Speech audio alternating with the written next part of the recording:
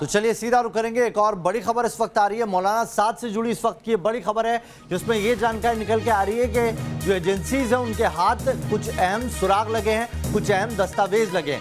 ED को जांच के दौरान कई अहम दस्तावेज हाथ लगे हैं, जिनसे ये मालूम पड़ रहा है कि चंद सालों में ही साद ने अकूत संपत्ति हासिल कर ली थी और साथ ही ताहिर हुसैन और फैजल फारूकी के बारे में भी कई जानकारियां मिली है। दंगों के मास्टरमाइंड फैजल फारूकी से जुड़ी कई अहम जानकारियां लगी है। आपको ये भी बताते चलें कि जो स्कूल है फैजल फारूकी का, उसमें भी साद का पैसा लगा है। साद ने अपने काले धन का निवेश अलीम के जरिए किया है। रुमान इस खबर पर ज्यादा जानकारी के साथ जुड़ गए। रुमान, ये दस्तावेज कौन से हैं जिनके जरिए सारी चीजें जो है जानकारियां मिल रही है ईडी को? देखिए, बिल्कुल इस पूरे मामले की जांच Delhi police crime branch, special cell और प्रवर्तन निदेशालय कर रहा है। जो तीनों एजेंसीज हैं उसको जांच में कई खातों की जानकारियां मिली थी, हवाला कनेक्शन की बात सामने आई थी। सूत्र बता रहे हैं कि मौलाना साद की नामी बेनामी करीब 2000 करोड़ रुपए की संपत्ति है।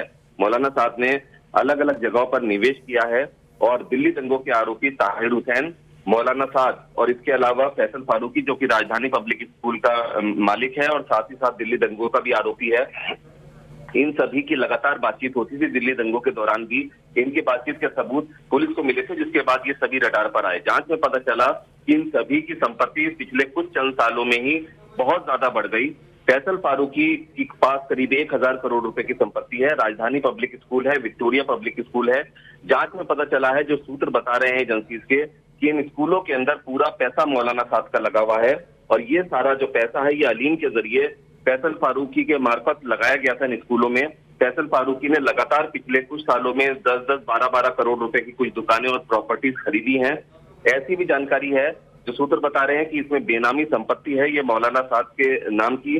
जाकिर नगर की जिस आलीशान इमारत में मौलाना साद फिलहाल मौजूद है वो भी अलीम की बताई जा रही है, लेकिन इस इमारत में भी मौलाना साद का ही पैसा लगा है। तमाम ऐसे कई सबूत मिले हैं एजेंसीज को, जिसकी जांच अभी जारी है। और इसी सिलसिले में ऐसा बताया जा रहा है कि अचानक ही ताहिर हुसैन के घर भी प्रवर्तन निदेशालय ने 2 बार छापेमारी की है। कई अहम दस्तावेज प्रवर्तन निदेशालय के हाथ लगे हैं और इन जो अकूत संपत्ति है, जो बेनामी संपत्ति बताई जा रही है एजेंसी सूत्रों के मुताबिक कि करीब 2000 करोड़ रुपए की मौलाना साद की संपत्ति है, जो कि अलग अलग लोगों के नाम पर है, लेकिन असल में वो संपत्ति मौलाना साद की ही बेनामी संपत्ति है। और इसकी जांच में अब एजेंसी जुटी हैं और जल्द ही इसकी काफी अहम जानकारियां निकलकर सामने आने की उम्मीद है।